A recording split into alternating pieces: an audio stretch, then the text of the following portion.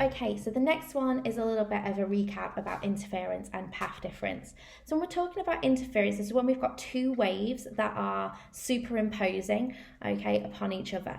So we've got two waves that are meeting, and to get this, we also need to be dealing with something called coherent light. And coherent basically means that the frequency is the same, okay, and we also say that it has a constant phase difference.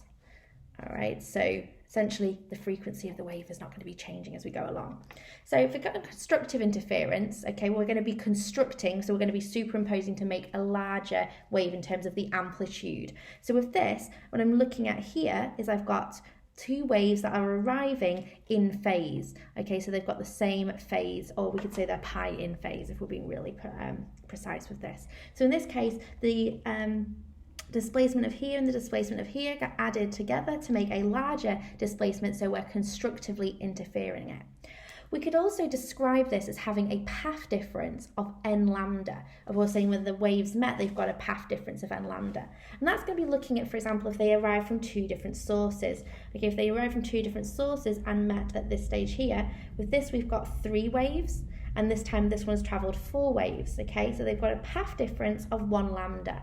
So in this case, they would reach at the same point. So they're going to be reaching at this point here, okay? So that is constructive interference. For destructive interference, it's a little bit different. In this time, we're going to be destructing the wave, so we're going to be making it smaller. In this time, we're going to have complete destruction, okay, because these are the same type of wave that I'm going to be dealing with. So again, this time, like our peak and our trough are matched up, and our peak and our trough are matched up. So we would say these are pi out of phase. The other word we could use for this is antiphase. Okay, so they've been shifted along by pi, so this time our peak is above our trough. We could also say, to describe destructive interference, path difference is equal to n plus a half lambda. Now in this case, if we look here, we've got 1, 2, 3 waves, and then we've got 1, 2, 3 and a half waves, so we've got a path difference of a half lambda. Okay, so 0 plus a half lambda to give me this path difference of a half lambda there, so meaning that they are meeting out of phase.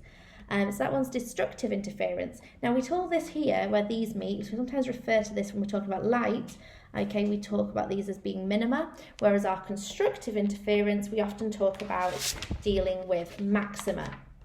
Okay, we usually refer to this in terms of maxima and minima when we look at slit diffraction, and we're going to do that when we do Young's double slit and single slit. So just kind of waiting to make sure we know what those words mean as well. Okay, but we don't always use those. We can just talk about it as being constructively interfering.